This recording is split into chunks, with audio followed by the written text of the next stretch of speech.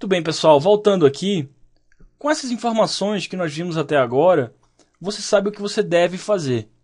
O que você pode ou não pode fazer, os elementos básicos do seu texto, erros que as pessoas costumam cometer e você deve evitar, por onde começar, como organizar o seu texto, etc. E esse workflow básico para você resolver uma prova discursiva técnica. Não tem nada demais, não é nada complexo, pelo contrário, é uma técnica bem direta e objetiva, uma técnica simples, só que é uma técnica que funciona. É o que nós temos utilizado durante anos e que vários dos nossos alunos também têm utilizado com sucesso, ok? Então agora você sabe que técnica, que workflow é esse para você resolver uma prova discursiva técnica. Eu ainda vou dar algumas dicas finais mais à frente na aula, mas basicamente agora o que você tem que fazer é praticar, é treinar bastante essa técnica daqui para ela ficar natural, para você não perder muito tempo com ela e isso já ficar no seu DNA, digamos assim, ficar algo natural para você. Discursiva é prática e método. É você ter o seu método que funciona e praticar bastante ele. O único método de resolução de prova discursiva é esse aqui, esse workflow que eu mostrei para vocês? Não, pessoal, claro que não. Cada um pode ter a sua forma de resolver. Esse que eu ensinei aqui para vocês é o que tem funcionado para a gente e para os nossos alunos durante anos. É uma técnica comprovada. Mas talvez você conheça alguém que tenha outro tipo de técnica. Sei lá, de repente o cara não faz rascunho, vai direto para o texto final porque ganha tempo e ele acha que não faz tanta diferença assim. Beleza, cada um tem a sua técnica que eu mostrei aqui. É que tem sido comprovadamente uma técnica de sucesso, beleza? Então agora a gente tem que praticar esse workflow aqui. Eu vou mostrar alguns exemplos de provas discursivas, né? Eu falei para vocês que eu vou começar com um exemplo do CESP, prova do STJ de 2008, que foi uma prova que eu mesmo fiz e eu vou mostrar o meu próprio texto, certo? Depois eu vou mostrar outros exemplos, uma prova da ISAF e depois uma prova da Carlos Chagas, né, da FCC. Obviamente a escolha dessas três provas foi uma escolha planejada, né, pessoal? Eu quero mostrar a vocês como é que essa técnica se aplica às três grandes bancas que costumam realizar certames no país. Como a gente viu no início da aula, é claro que os editais dessas bancas eles costumam ser diferentes.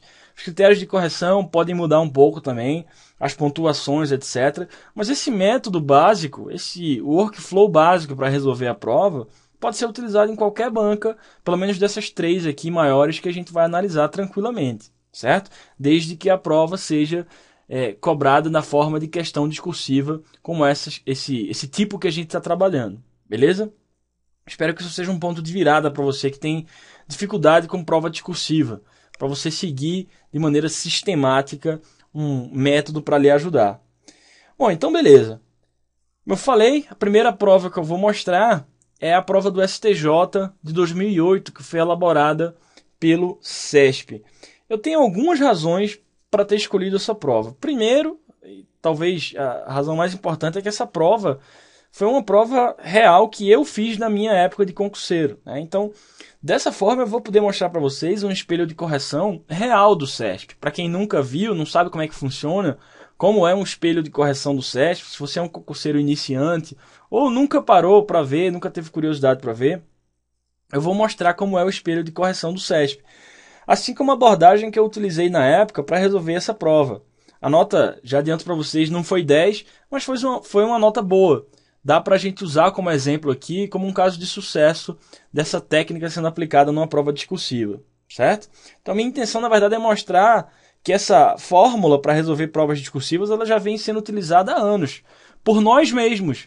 Tanto eu como o Walter e depois por vários dos nossos alunos, que utilizam também essa fórmula, essa receita, digamos assim, para resolver provas discursivas. Então a gente não inventou isso das nossas cabeças. Isso veio da experiência, isso veio da prática sendo aplicada essa fórmula nessas provas, ok? Então não é só teoria.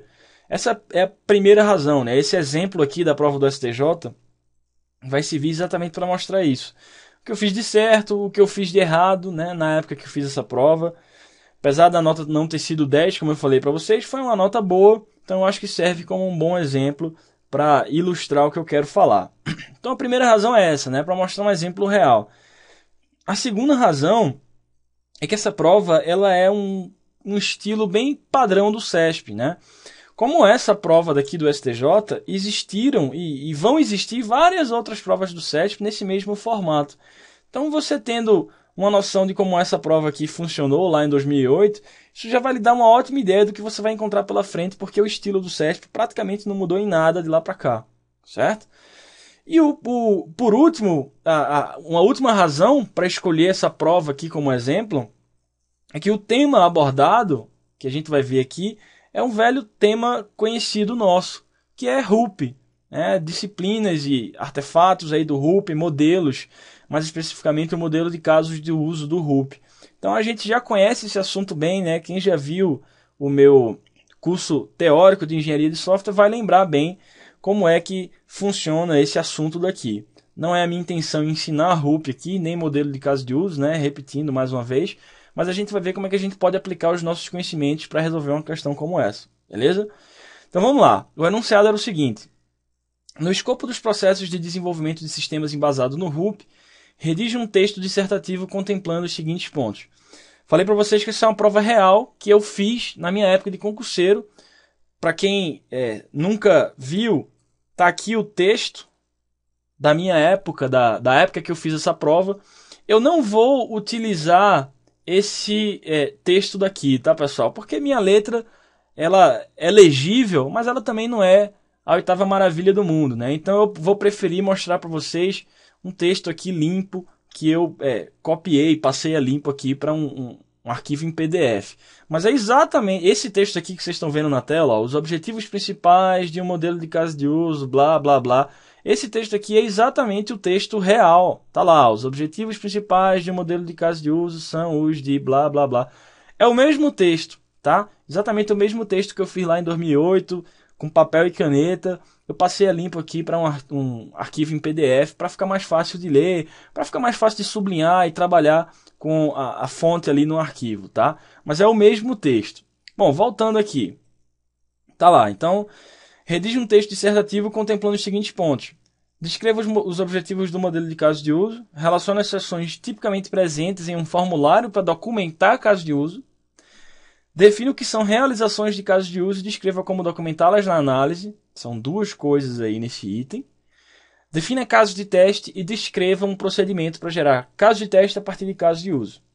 Bom, quem viu a minha aula de RUP, quem viu a minha aula de requisito, minha aula de teste, ou seja, quem assistiu o curso de engenharia de software, já deve estar maquinando aí na cabeça quais são as respostas para esses itens, né, pessoal? A gente estudou tudo isso lá no meu curso de engenharia de software. Essa questão, esse caso daqui, é o típico caso onde a gente pode perceber que o enunciado ele pode ser um pouco mais explícito, né? Ele não é totalmente explícito. Então a gente pode pegar esse enunciado e analisar ele e tornar esses itens perguntas mais diretas. A melhor estratégia, como você já sabe, que foi o que eu ensinei, né, no trecho passado, a melhor estratégia é você reescrever os itens que foram pedidos como perguntas diretas.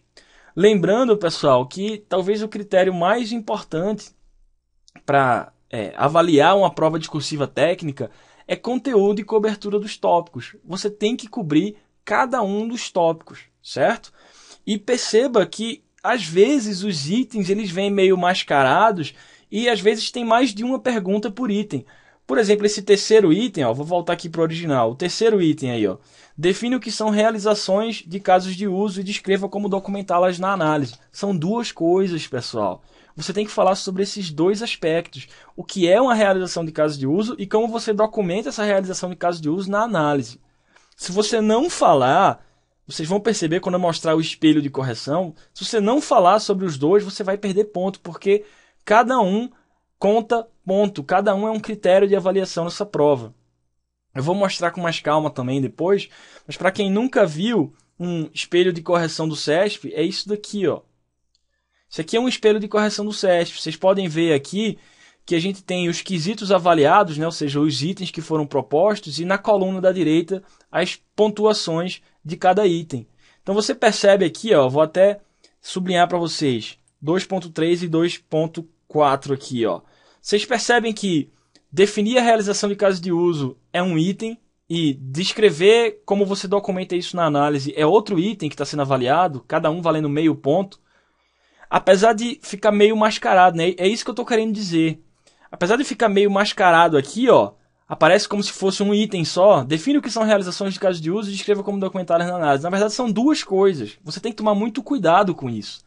Por isso que quando a gente estudou, né, o workflow, eu falei, pessoal, a análise do enunciado basicamente consiste em você ler cuidadosamente o enunciado, entender o que está sendo pedido e, de preferência, transformar esses itens numa maneira mais legível. Você reescrever eles, por exemplo, como perguntas diretas. Vai ficar muito mais fácil para você confirmar que você entendeu o que está sendo pedido e vai ficar mais fácil para você fazer o link com as respostas que você vai dar na sua prova, certo? Então, se a gente fosse fazer a análise de enunciado desse tema daí, dessa discursiva, ficaria algo mais ou menos assim, ó, que está aí em negrito. Ele fala... Vou voltar aqui para o original. Descreva os objetivos do modelo de caso de uso. Você pode reescrever isso, pessoal, dessa forma. Quais são os objetivos do modelo de caso de uso? Outra coisa que ele fala no segundo item. Ele diz, relacione as seções tipicamente presentes em um formulário para documentar caso de uso. Você pode reescrever isso da seguinte forma. Que seções tipicamente estão presentes num formulário para documentar caso de uso? Né? Uma coisa é o diagrama de caso de uso, né, pessoal? A gente estudou isso. Outra coisa é a especificação dele. O formulário que descreve as ações, os pontos de extinção, de inclusão, pré e pós-condições. Né? Uma coisa é a especificação do caso de uso, é isso que esse item está dizendo. Um formulário que documenta o caso de uso nada mais é do que a especificação do caso de uso. É diferente do diagrama de caso de uso, que é algo somente visual. Então é isso que ele está perguntando aí. Que seções, então, nessa especificação você normalmente encontra? A introdução, o resumo, os atores, as pré-condições, as pós-condições, as ações que são realizadas, coisas desse tipo. A gente vai fazer o brainstorm sobre isso daqui a pouco, tá? Aí no terceiro item, vamos voltar aqui para o original, ele diz, define o que são realizações de caso de uso e como documentá-las na análise. São duas perguntas, pessoal. São duas perguntas. Não caia nessa malandragem do CESP, né? Que às vezes coloca como se fosse um item só. Aí muitos candidatos escolhem um dos dois itens para falar. Fala de um e não fala do outro, por exemplo. Você vai perder ponto. Por exemplo, nessa prova você perderia pelo menos meio ponto se você deixasse de falar sobre um desses itens. Então, na verdade, são duas perguntas. Ó. Veja como fica muito mais fácil se a gente reescrever isso como perguntas diretas. Então, ele diz, descreva o que são realizações de caso de uso. Então, a pergunta é, o que são realizações de caso de uso? Você tem que responder isso na sua prova. E depois ele diz, descreva como você documenta isso na análise. Aí você pode reescrever como é que você documenta essas realizações de caso de uso na análise, certo? E por fim, ele diz, defina caso de teste. Então, beleza. A pergunta é, o que é um caso de teste? E por fim, ele diz, descreva o procedimento para gerar caso de teste a partir de caso de uso. A gente pode reescrever isso simplesmente como é que se gera um caso de teste a partir de um caso de uso. Beleza? Essa é a análise do enunciado, pessoal. Você precisa entender e confirmar que você entendeu o enunciado. Uma forma muito segura de você garantir que você realmente entendeu o enunciado é desse jeito aí, reescrevendo os itens propostos como perguntas diretas. Provavelmente, se você não conseguir reescrever os itens como perguntas, ou é porque realmente o item foi escrito de uma maneira muito diferente, né? Claro, existem vários casos aí possíveis, mas na maioria das vezes você consegue reescrever como perguntas. E se você não conseguir, provavelmente é porque você não entendeu. Você nem começou a entender o que é que o item está querendo lhe perguntar para começo de conversa. Isso é grave. Então você tem que ler de novo o enunciado com calma para ver o que é que está sendo perguntado para você no final das contas. Então beleza. Essa é a análise do enunciado. Isso aqui, pessoal, que eu falei, na prática, na hora da prova, isso daqui você vai gastar, 5 minutos nisso daqui. Você lê, né, o texto inicial, lê os itens e você começa a transformar isso em perguntas. É 5 minutos, não é para ficar meia hora nisso daqui não, ok? Beleza. Feito isso, antes de você começar a escrever o seu rascunho, o que a gente tem que fazer, pessoal? A gente tem que fazer um brainstorm, que na verdade não é um rascunho textual, é um rascunho de ideias, de conceitos centrais por trás de cada uma das suas respostas. Aí você começa a listar as famosas palavras-chave, né? Aqueles termos que não podem faltar na sua resolução. Então o próximo passo, com esse enunciado aqui, seria fazer um brainstorm sobre ele. Você não precisa se preocupar com a forma nesse momento, apenas vá jogando as ideias no papel, pessoal. Tire as ideias da sua cabeça, porque se elas ficarem na sua cabeça, a chance de você simplesmente esquecer na hora de escrever é muito grande, certo? Então tire as ideias da sua cabeça e coloque no papel. Então, fazer o brainstorming na prática, significa você colocar algumas palavrinhas-chave, alguns termos essenciais sobre os itens que foram propostos. Então, nesse momento é que você começa a utilizar o seu conhecimento prévio sobre o assunto, pessoal. Aí aqui não tem jeito, ou você sabe ou você não sabe. Claro, você pode enrolar, você pode, como eu falei, né, canibalizar a prova, né, olhar para o enunciado, para o texto motivacional, itens da prova objetiva, que você pode pegar umas palavras-chave ali. Dá para fazer isso? Dá, mas o ideal é que você conheça o assunto, você estudou, você se preparou, e nesse momento você vai puxar pela memória e vai começar a colocar ali o conhecimento que você tem sobre os assuntos. Não precisa extrapolar, não precisa colocar tudo o que você sabe. Vamos lembrar daquele critério importantíssimo, né, que eu estou falando desde o início da aula: simplicidade e objetividade. Seja direto, vá direto ao ponto, ok? Responda o que foi pedido, nada mais, nada menos. Então, se a gente fosse fazer um brainstorm sobre isso daqui, pessoal, lembrando lá das nossas aulas de engenharia de software, ele fala o seguinte: quais são os objetivos do modelo de caso de uso? Bom, beleza, vamos falar para que serve o modelo de caso de uso. O que é que eu poderia colocar aí como palavra-chave? Funcionalidades, né? Um modelo de caso de uso, ele mostra as funcionalidades do sistema. É uma forma de você documentar requisitos. Aparecem atores, interações entre atores e as funcionalidades do seu sistema. Você percebe que eu não coloquei frase nenhuma aí? Eu só coloquei as palavrinhas soltas. Isso aí é só para eu não esquecer dos conceitos-chave. Se eu for falar de caso de uso, pessoal, eu tenho que falar sobre funcionalidade, eu tenho que falar sobre requisito funcional. Porque é para isso que serve o modelo de caso de uso, é para documentar requisito funcional no seu sistema. Tem que falar sobre isso, certo? E aí você coloca esses termos essenciais aí no seu brainstorm para começar a construir o esqueleto do seu texto. Mesma coisa você faz com os próximos itens, né? Por exemplo, que seções tipicamente você encontra num formulário para documentar caso de uso? Numa especificação de caso de uso eu vou encontrar entrada, saída, as ações que são realizadas, alguns relacionamentos que podem ocorrer, né, de inclusão, extensão, generalização, etc. Beleza. Esse item tranquilo, né? Aí ele diz: o que são realizações de caso de uso e como você documenta elas na análise? São duas perguntas. O primeiro, o que é realização de caso de uso? Pessoal, lembrando lá da nossa aula de engenharia de software, realizar um caso de uso é você mostrar como aquele caso de uso acontece em termos de objetos que se comunicam entre si. Então, eu coloquei ali, palavrinha-chave. A realização de caso de uso tem a ver com interações entre objetos, tem a ver com troca de mensagens, beleza? E como você documenta isso na análise? Geralmente através de diagramas. Quais são os diagramas que a gente utiliza para realizar casos de uso, pessoal? Geralmente diagrama de sequência de colaboração ou comunicação a partir da OML 2.0. Beleza, só isso.